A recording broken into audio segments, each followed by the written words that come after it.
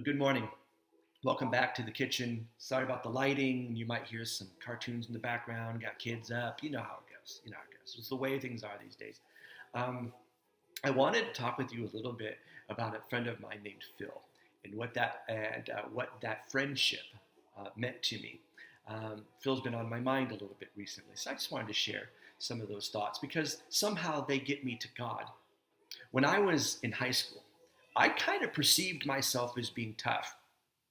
And the reason that that makes me laugh a little bit is because I can't imagine, like, if people who knew me in high school were to hear me say that, they would just laugh because I was a really scrawny kid, really skinny and scrawny and kind of geeky. I had a big mouth and I'd run it all the time, but I never really had to pay for that because I had really big, tough friends.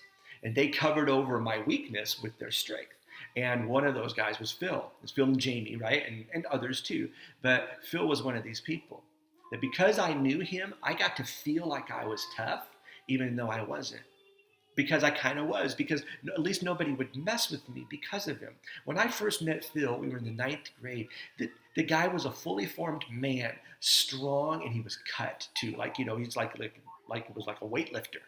And he was just so much bigger than everybody else. He had really long hair and he wore leather jackets and that kind of thing. And he was just a tough guy. And you just always assumed when he was in the room that he was in charge. Even if there were adults in the room, Phil's in charge. I got to know Phil because we played in bands together. And because I got to be in bands with him, I got to be around him, and we got to be really good friends. It meant that one of the benefits of being a friend of his is that his toughness kind of got to apply to me. Not just him and Jamie, right? That because they were who they were, people just didn't mess with me. They covered over my weakness. Do you hear what I'm saying? And the reason I've been thinking about that and I wanted to share it with you is because it reminds me of the way Luther talks about the Christian life. That whatever we have, it really doesn't belong to us. It's really something that is on loan to us so that we can use it for the benefit of our neighbor. Like if we have a neighbor who has a weakness of any sort, where we have strength, we use that strength to cover over their weakness. If we have righteousness, we use that righteousness to cover over the unrighteousness of our neighbor. If we have wealth, we use it to cover over the poverty of our neighbor. This is how Luther describes the Christian life, and I'm realizing that's exactly what Phil did for me. And the reason that we do these things is not just because it's nice, it's because we can change their lives. When Luther says we should do these things to cover over, right, wherever there's a deficiency in our neighbor, it's because we change their lives when we do it. See, because Phil covered over my weakness with his strength, I got to have a different view of myself. And to this day, I kind of stand tall. And I never assume I'm weak, even though, kind of, to be honest with you, I think I am.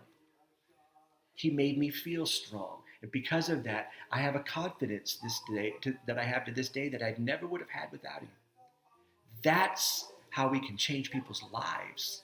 Is that we can change the way they think of themselves by giving them the things that they need if we have them. And I know that that sounds like it's a big grand idea, but it's not. Phil showed me that it's possible.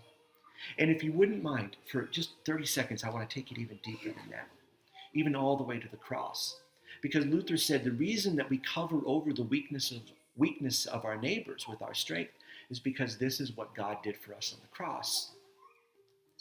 Philippians 2, that business, where God empties God's self of God's strength and then hands that strength to the world. That this is what God does on the cross, so that when we cover over the needs of our neighbors, we're doing what Christ did for us on the cross. Is it fair to suggest that by covering over my weakness, what Phil did was Christ-like? Yeah, I really think that's true.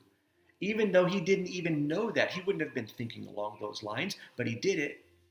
So then imagine what we could accomplish. Phil did this for me accidentally and changed my whole life. Imagine what would happen if we did these things consciously. If we gather our strength together so that we can cover over the weakness of those around us. Think of what the world could look like. And this isn't some grand idea. It's possible. Phil showed me. So I've been thinking about that in the ways I hope to kind of maybe incorporate more of that into my own life. And I appreciate that you were willing to stick around and let me share that with you. even if it were over some cartoons and stuff like that. I'm glad that you took the time to be with me today, and I look forward to seeing you soon. Peace.